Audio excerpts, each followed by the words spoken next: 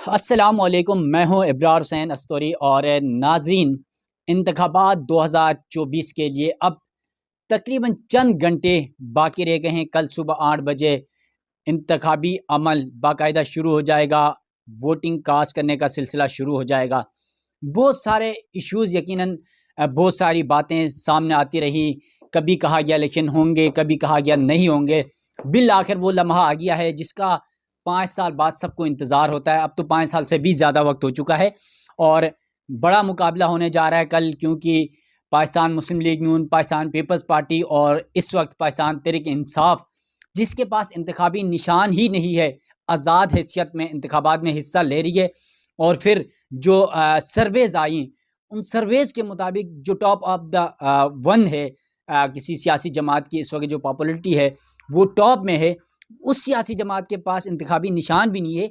तो इस तमाम सूरत हाल में क्या क्या मुश्किलात अब तक आई और आगे क्या क्या होने जा रहा, और क्या लगता है कि क्या इन तमाम सियासी जमातों में से कौन सी सियासी जमात जीतेगी और हुकूमत बनाएगी।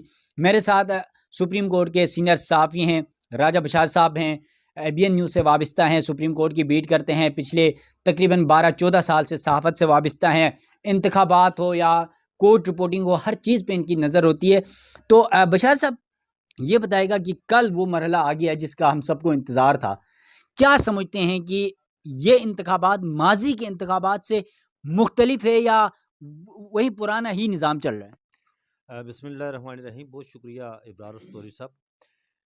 ये जो बात आपने की कि ये इंतखाबात क्या माजी की कोई वही कैसेट दोबारा उसको चला रही है या उसका थोड़ा सा डिफरेंट है। एक तो बात है कि कल 12.5 करोड़ लोग अपना हक राय दही इस्तेमाल करेंगे। पूरी दुनिया की जो जमहूरियत है, अगर आप जमहूरी ममालिक की हिस्ट्री उठाकर देखें, कहा जाता है कि सबसे बड़ा जमहूरी मुल्क जो है वो है हिंदुस्तान। लेकिन वहाँ पर अगर हिंद और पाकिस्तान का एक जैसी इनकी उम्र है, हिंदुस्तान और पाकिस्तान की, अगर हिंदुस्तान और पाकिस्तान की जमहूरियत का कंपैरिजन किया जाए, मुवाजना किया जाए, तो वो बनता नहीं है। उसकी वजह ये है कि हिंदुस्तान में कभी मार्शल लॉ नहीं है। पाकिस्तान में जो आधी उम्र है वो मार्शल लॉ में रही, उसके ज़ेर असर रही। मार्शल लॉ सख्त तरीन मार्शल लॉ भी रहे। मार्शल लॉ होता है, वो सख्त तरीन हो या जिस तरह भी हो। लेकिन ये जो अब की बार इंतखाबात हो रहे हैं, ये देखा जाए तो मैं समझता हूँ कि ये इंतखाबात एक पाकिस्तान की तारीख का बदतरीन इंतखाबात यू कैन से कि आप कह सकते हैं इसको इन इंतखाबात को, इस वजह से कि जो मुल्क की लार्जेस्ट पार्टी है, पॉलिटिकल पार्टी, ये कभी ऐसा नहीं हुआ। एक और बड़ी बदकिस्मती है कि हमारे कुछ साथी दोस्तों के नज़दीक मुल्क में जमहूरियत 2018 से स्टार्ट होती है। उससे पहले जैसे इस मुल्क में जमहूरियत की नहरें बह रही थी, जमहूरियत का बोलबाला था और हर काम जिस तरह डेमोक्रेटिक कंट्री में होता है ऐसा हो रहा था, ऐसा नहीं है। 2018 के इंतखाबात में नून लीग जो उस वक़्त उसको उसके पास इंतखाबी सिंबल भी था। नून लीग के प्रेज़िडेंट शहबाज़ शरीफ उस वक़्त इंतखाबी मुहिम भी चला रहे थे। नवाज़ शरीफ भी कॉर्नर मीटिंग से खिताब कर रहे थे, वो मुहिम भी चला रहे थे। आखिरी दिनों में उन्हें सज़ा हुई। कोई इंतखाबात से 1 हफ़्ता कबल तो वो गिरफ़्तार हो गए थे। अब की बार जो इंतखाबात हो रहे हैं, एक मुल्क की सॉरी, एक मुल्क की सबसे बड़ी पॉलिटिकल पार्टी, उसका शिराज़ा बिखर गया। एक तो सुप्रीम कोर्ट ने जो फैसला दिया इंतखाबी निशान के हवाले से, जो उनका इंतखाबी निशान ही छीन लिया गया। अब उसके जो उम्मीदवार हैं वो आज़ाद कैंडिडेट की हैसियत से किसी को जूता इंतखाबी निशान दिया गया, किसी को बोतल इंतखाबी निशान दी गई, किसी को पलंग, किसी को पता नहीं क्या-क्या। ये बदतरीन इंतखाबात हैं।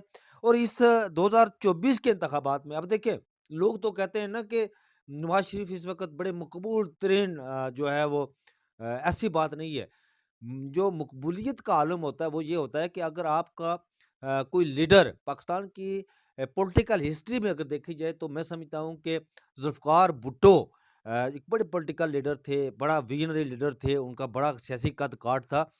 वो चारों सूबों में से अगर वो इंतखाबात बैक वक़्त वो इंतखाबात लड़ते तो वो जीत जाते।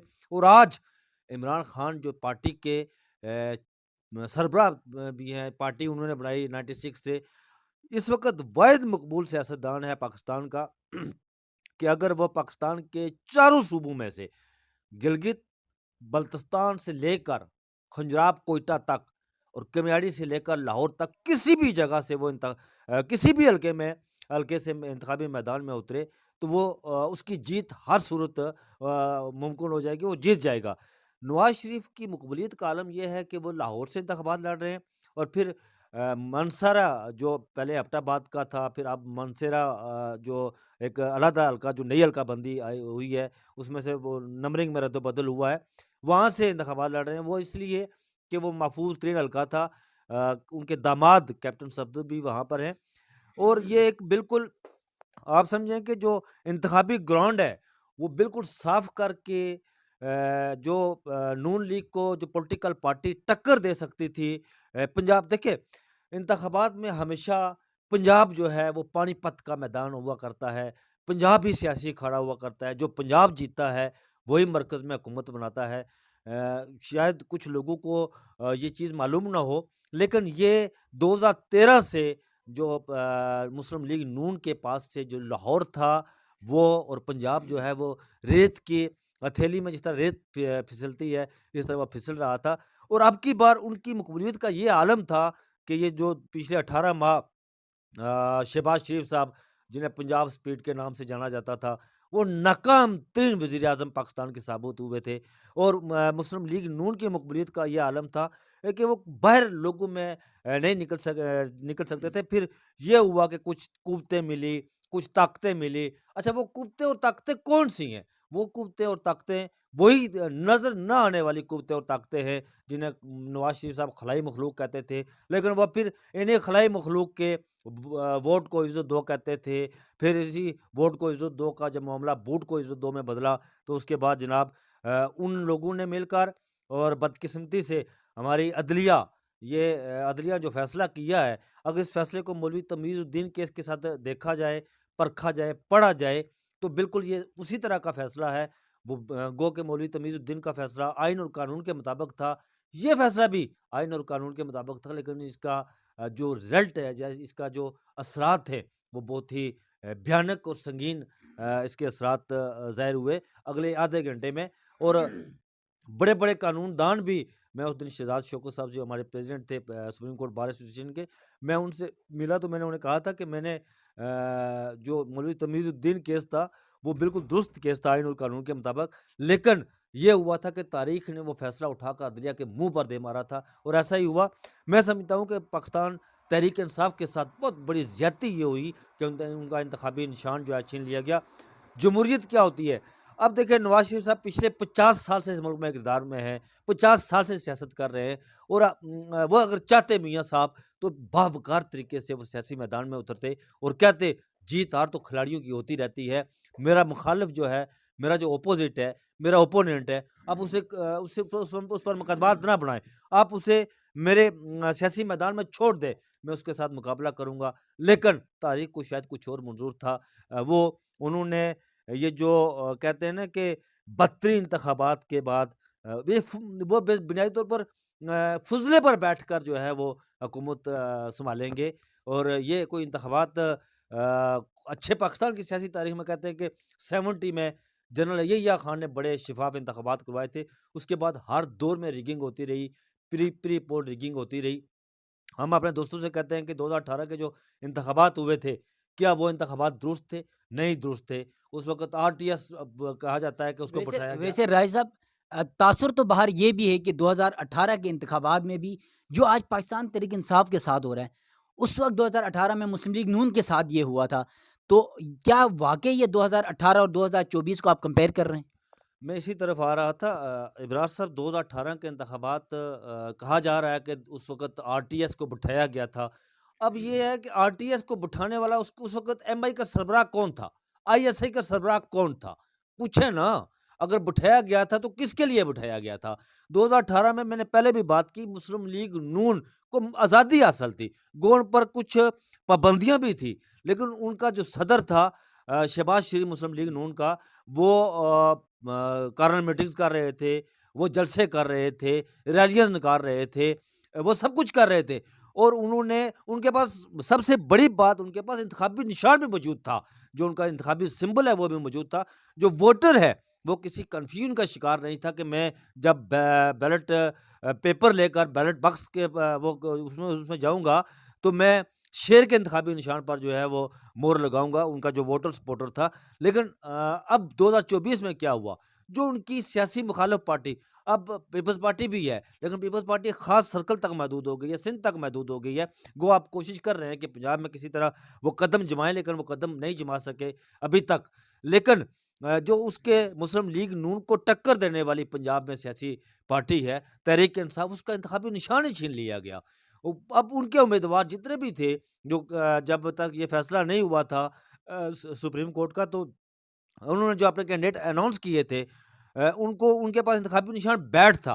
अब बैठ तो लोगों को पता था कि ये तहरीक-ए-इंसाफ का निशान है। अब जो आज़ाद कैंडिडेट आ रहे हैं, वो उनसे इंतखाबी निशान छीन लिया गया। अब सारे लोग आज़ाद कैंडिडेट हो गए हैं।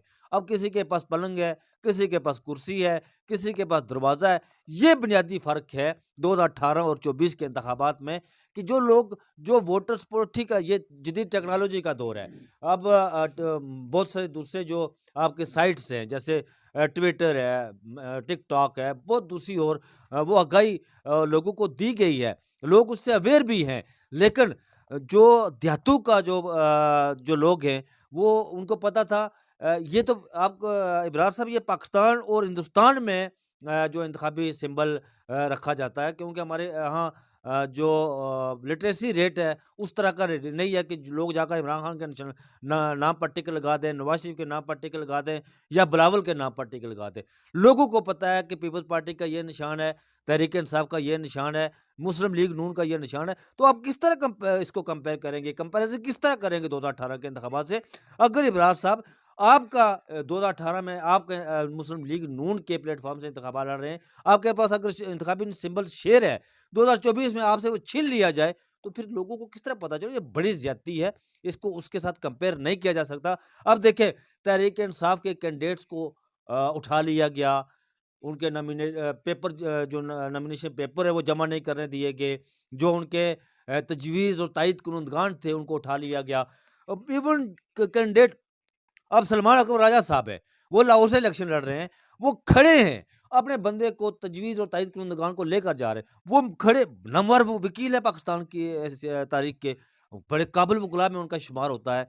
वो खड़े हैं, पुलिस उनके चारों तरफ है, वहाँ से उनके जो तजवीज़ कुनंदगान और तायीद कुनंदगान है, उनको उठाकर ले ले जाया जा रहा है। अब क्या हुआ है, अब ये होगा, अच्छा, ना तहरीक-ए-इंसाफ को रैलीज़ की इजाज़त थी, ना उनको जलसों की इजाज़त थी, गैदरिंग की इवन किसी जगह अगर वो कार्नर मीटिंग करते तो पुलिस पहुँच जाती, वो कुर्सी उठा ली जाती, वो बंदे उठा लिए जाते। इवन ये जो अभी 2 दिन पहले मंडी बहुल-दिन में जो हुआ, अब ये उसको उसके साथ कंपेयर ना करें। 2018 में नून लीग मुल्क भर में पंजाब की हद तक या जहाँ-जहाँ उनका वो होल्ड था, वहाँ जलसे भी कर रहे थे, रैलियाँ भी निकाल रहे थे, कार्नर मीटिंग्स भी कर रहे थे, और सबसे बढ़कर जो जलसे नून लीग पाकिस्तान तहरीक-ए-इंसाफ के कैंडिडेट्स को उठाना, अगवा करना, बयानात बदलवाने, ये कहाँ था 2018 में? हाँ, इसको ये उससे बदतरीन इंतखाबात हो रहे हैं, और मैं समझता हूँ कि मैंने पहले जैसे बात की कि जो कामयाब तरीन या मकबूल तरीन लीडर होता है, अगर दुनिया की मकबूल तरीन लोगों की हिस्ट्री उठाकर देखें, लीडरान की हिस्ट्री उठाकर देखें, तो नेल्सन मंडेला जो साउथ अफ्रीका के प्रेज़िडेंट थे, वो 2 बार प्रेज़िडेंट रहे और तीसरी बार वो मकबूलियत की मिराज पर थे। उस वक़्त कौम ने उन्हें कहा कि आप तीसरी बार जो है वो प्रेज़िडेंट बने, लेकिन उन्होंने इज़्ज़त से घर जाना जो है ना वो बेहतरीन समझा और वो इज़्ज़त से घर चले गए।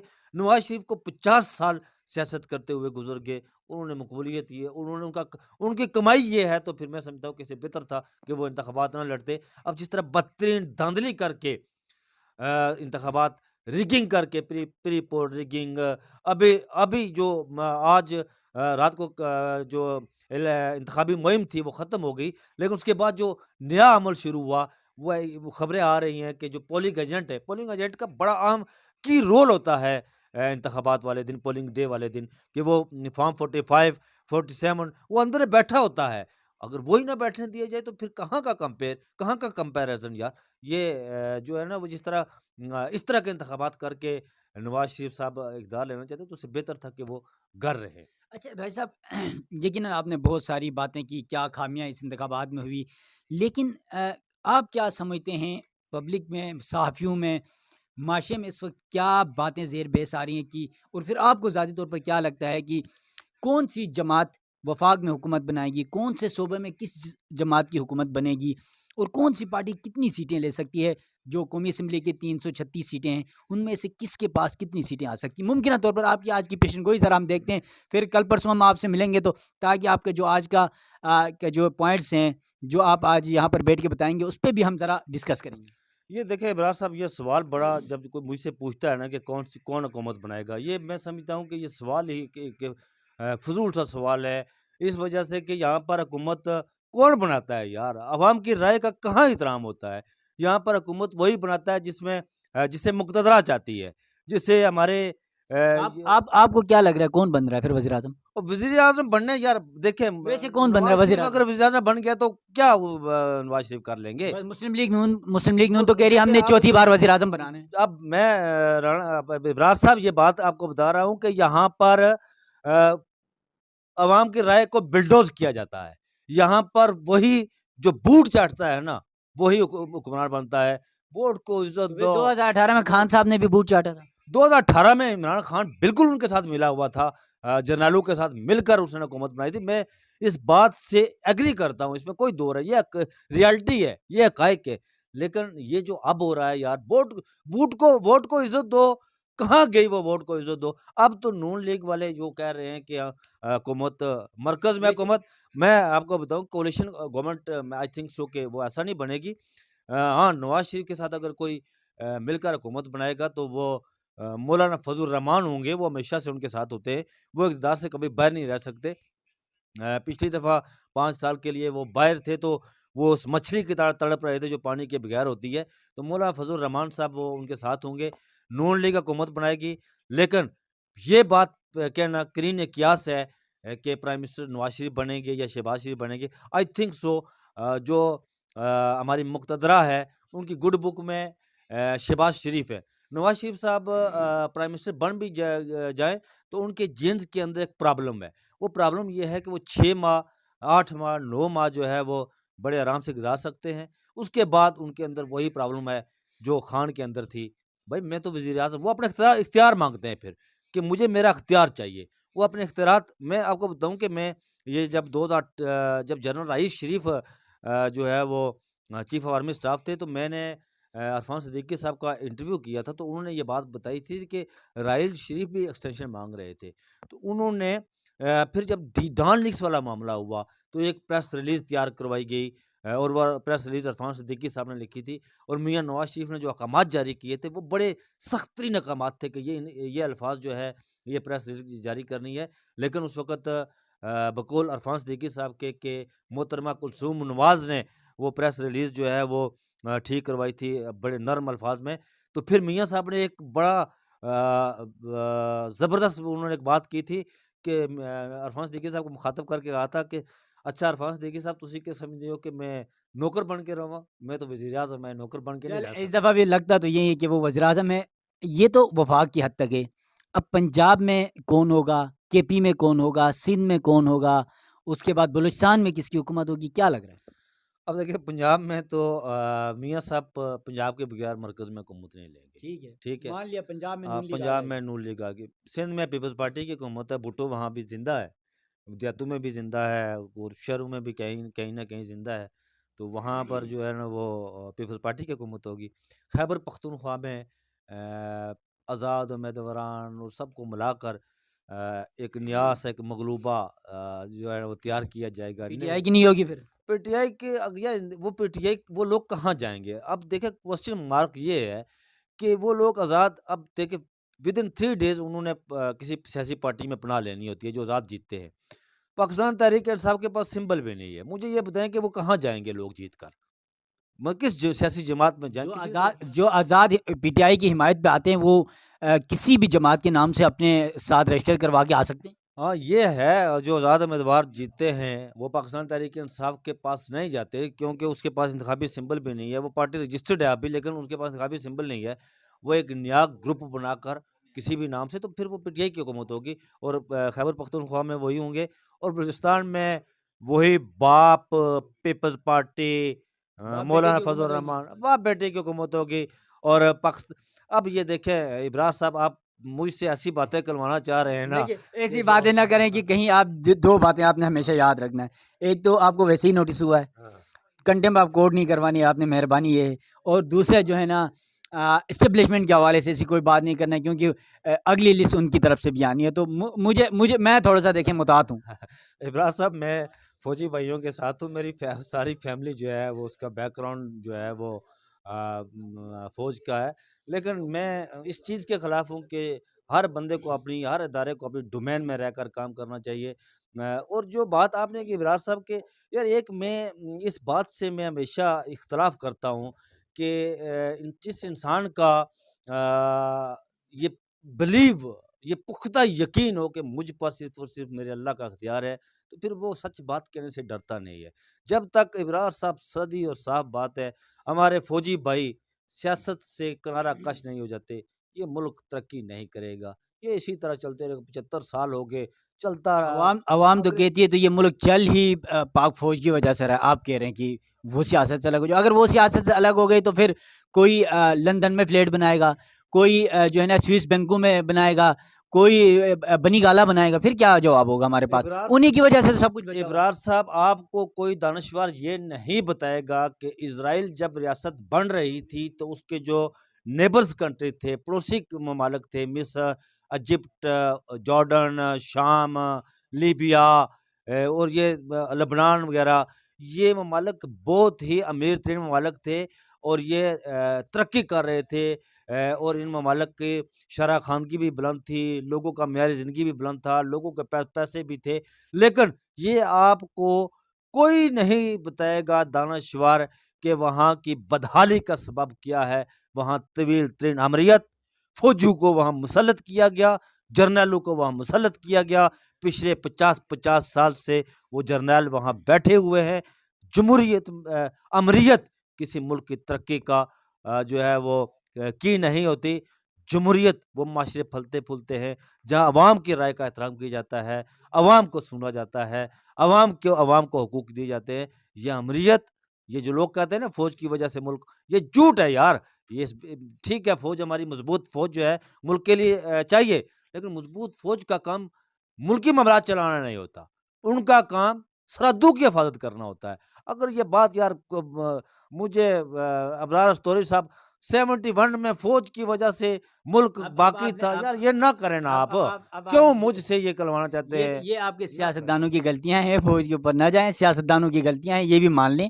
ठीक है, आपके अच्छा सियासतदानों की इब्रार गलतियाँ हैं। साहब मुझे इस चीज़ की समझ नहीं आती सियासतदानों की गलतियाँ। ये जो लोग कहते हैं भाई ना क्यों करते हैं बूट पॉलिश? किसने कहा था जरदारी को बूट पॉलिश करें? किसने कहा था नवाज शरीफ को बूट पॉलिश ये करें? किसने आपकी कहा था गलती इमरान खान ये को बूट पॉलिश आपकी करने के गलती लिए? है, सियासतदानों की गलती नहीं है। ये तो आपकी गलती है, ये मौका मेरी गलती सियासतदानों है। ने दिया मैं है। यार इस मुल्क मैं बताता हूँ भाई आपको, मैं और आप तो इन सियासतदानों को असेंबली में भेजते हैं। दुनिया के किसी भी जमहूरी मुल्क में सियासतदान किसी एक मेज़ पर नहीं बैठा करते। वो हमेशा इंटेलिजेंसिया के पीछे चलते हैं। वो मीडिया के पीछे चलते हैं। लेकिन यहाँ पर हमारा सारा कुछ कंट्रोल हुआ है। यार आप क्या बातें कर रहे हैं? यार साहब ना चलें, करें यकीनन ऐसा। राजा बशर साहब, आपने जो है कुछ तल्ख़ बातें यकीनन ज़रूर हैं इस मामलात पर, क्योंकि कल इलेक्शन होने जा रहा है और जिस तरह राजा बशर साहब भी कह रहे हैं और मेरी अपनी भी ज़ाती राय यही है कि 2024 का जो इलेक्शन है वो पाकिस्तान की तारीख़ का बदतरीन इलेक्शन है। इसकी वजह यही है कि जो मुल्क की सबसे बड़ी सियासी जमात, जो आम सर्वे हैं, आप सर्वे सारे उठा के देख लें कि 80% 70% जो है वो पाकिस्तान तहरीक इंसाफ पॉपुलर थी। वोटर उनके थे, लेकिन इंतखाबात में एक तो उनसे इंतखाबी निशान बल्ला छीन लिया। उसके बाद फिर उनके उम्मीदवारों को खुल के कैंपेन करने नहीं दी गई, कोई जलसा नहीं कर सके, कोई रैली नहीं कर सके। जबकि दीगर सियासी जमातें, चाहे वो मुस्लिम लीग नून हो, चाहे पाकिस्तान पीपल्स पार्टी हो, जमात इस्लामी हो या JUI हो, तमाम सियासी जमातों को खुली छूट थी। लेकिन वो एक ही सियासी जमात थी, पाकिस्तान तहरीक इंसाफ, जिसको कुछ भी करने नहीं दिया गया। और फिर इमरान खान जो इस वक्त भी अडियाला जेल में है, उसके बावजूद कल इलेक्शन होने जा रहा है और मुमकिन है कि कोई बड़ा अपसेट भी हो सकता है। उसकी सबसे बड़ी वजह, अगर पाकिस्तान तहरीक इंसाफ का कारकुन वर्कर वोटर अगर निकला, वोट कास्ट करने में कामयाब हुआ, तो यकीन बहुत बड़ा अपसेट हो सकता है। तो कल कुछ भी होगा, रिजल्ट क्या कुछ आता है, वो सब के आपके सामने रखेंगे। तब तक के लिए अपने मेज़बान इब्रार हुसैन अस्तरी को दीजिएगा इजाज़त। अल्लाह हाफिज़।